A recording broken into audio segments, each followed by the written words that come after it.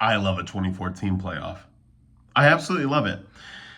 And the reason why really is because this is going to be great for the Big 12. More piece of the pie, more teams in. Clearly, I think BYU and Utah gets into a 2014 playoff. We need more of this. And clearly, listen, the commissioner of college football, Josh Pate, and his cronies at ESPN are not going to be ever in favor of pulling for the Big 12. I have to be the fan for the Big 12. Okay? If the Big 12 has 10,000 fans, I am one of them.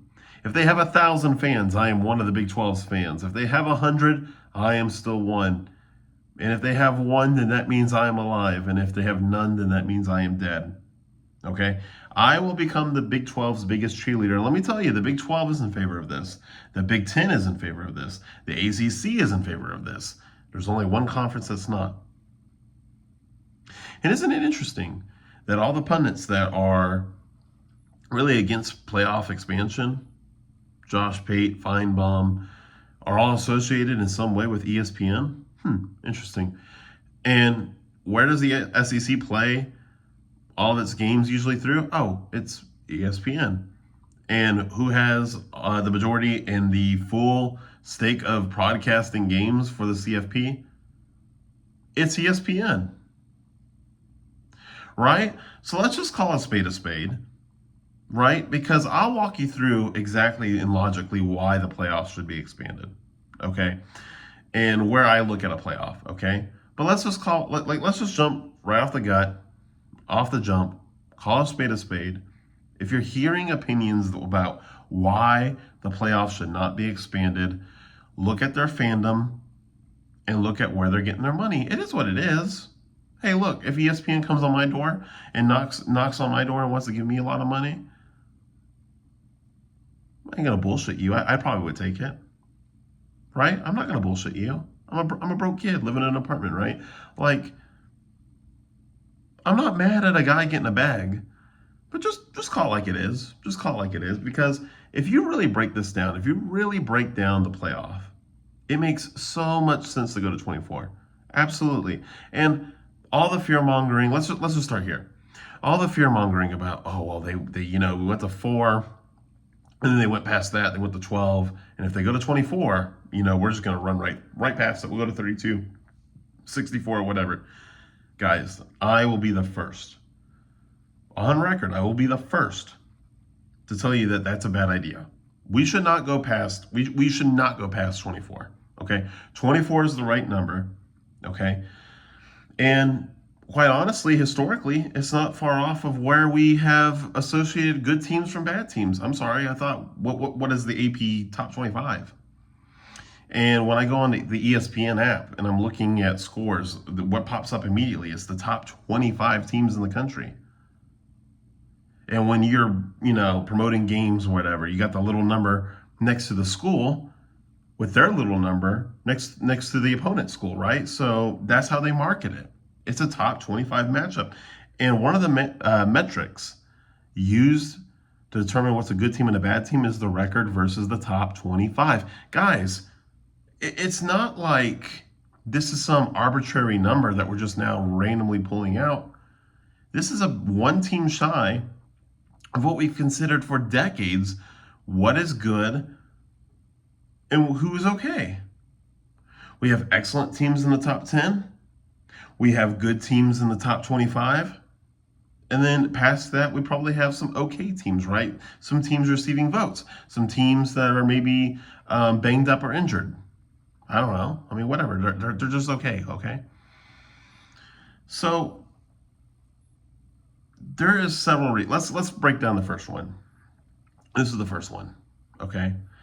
Is that how do you promote a good group of 5 team into the power level? Okay? Well, you got to give them the chance to play in a meaningful game.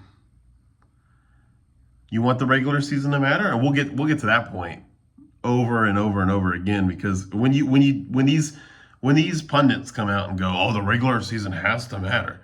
The regular season, it has to matter, the regular season." But then they want to shun 70% of the teams in week 1. Oh, okay, sorry. I thought the regular season had to matter. Okay, well, so if you want the regular season to matter, let's give the group of 5, or now group of 6, I guess. Let's give the group of 6 a chance to compete at the highest stage. I'm not saying that we're gonna spot them a touchdown when they make the playoff. Just give them a chance. Let's just see what happens, right? And I think about, man, back in 2016. Look at the 2016 playoff. You got Western Michigan and Temple. And what happens if one of those two teams beats a power conference team in the playoff? I'm not saying it has to be a Bama, but what if one of those teams goes out and beats like a mid-tier ACC school or a mid-tier Big 12 school? That's still the biggest win in program history, and that's what gets you on the right track to becoming a formidable foe. But you have to give them the chance. You just have to. I mean, you talk about Utah. Where were they? Oh yeah, out in the WAC. And it all changed when they beat Alabama. How did Boise State get on a list of being in the top 10 contenders of being for expansion into the power level? Oh yeah, they beat Oklahoma in the Fiesta Bowl. So giving those chances to the group of 6 level is one of the best things you can do for the game. Now, also another thing I like about the 2014 playoff is that you have flexibility created in this system. Okay, imagine if Joe Burrow's team lost Joe Burrow in the 2019 season LSU. Joe Burrow goes down, and you lose 3 games in his absence. Well, now you can still put that team in, and you're not costing anybody else's spot. Yeah, I mean, clearly with Joe Burrow back and an LSU with 3 losses, they are one of the best 24 teams in the country. Nobody has to cry about them being in. They just have a tougher road. They got to go on the road. They got to play an extra game. But they're still in. They still have the opportunity to prove to the country that they are a title team. What about Florida State when they got left out undefeated? Yeah, I agree. And this is the difference. This is where principle meets reality. I agree that Florida State without their quarterback was not a top 4 team. 100%, they weren't. But I thought the regular season mattered.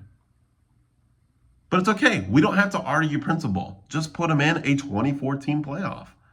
You have the right now to knock them back.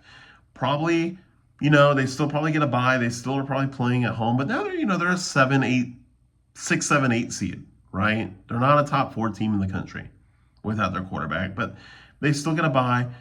Still a 6, 7, 8, seeded team. I think we all agree that's fair. So expand the playoff. Now, I understand that in a 12-team playoff, they probably would have made it. But I guess I bring it up because all of a sudden, when it came to Florida State, all these same people that are telling me right now that the regular season has to matter didn't give a shit about their regular season. They went undefeated, won the ACC. And then they'll scold you for being a bad football fan because you want to screw up their regular season. And you'll screw up rivalry week. Because now rivalry week won't matter. Oh, really? Because you don't think Ohio State and Michigan aren't going to want to kill each other now? That they're going to rest their guys? And by the way, just play that game earlier in the season. I know, sacrilege. We're just cutting up and mangling the sport of college football. Nobody's going to watch it, right? It's horrible. Having to play Michigan in week 7 or week 8. And then we're just assuming that when we get to rivalry week, that both teams are really good. Well, if they're really good, well, then they both should go to the playoff. I'm sorry. Sorry to ruin your little drama, but that doesn't happen every year. There's a lot of years, and there will be years, where you're on the line, or one of those teams is on the line, and they have to go in to Ann Arbor. Ohio State has to go into Ann Arbor and win this game if they want to be playoff eligible. Auburn has to go into Tuscaloosa and win that game if they want to be playoff eligible. And in the inverse, knowing that their rival needs that win to go to the playoffs, you don't think they're going to not care? But even then, for themselves, they're going to want home field advantage. They're going to want to have a bye week. Like, we are still giving them incentives down the stretch. The regular season will matter. It always has mattered. I mean, think about it, right? Like, last year, we got the privilege to watch Iowa and Vanderbilt go at it in the RelaQuest Bowl. Thank God for that glorious regular season.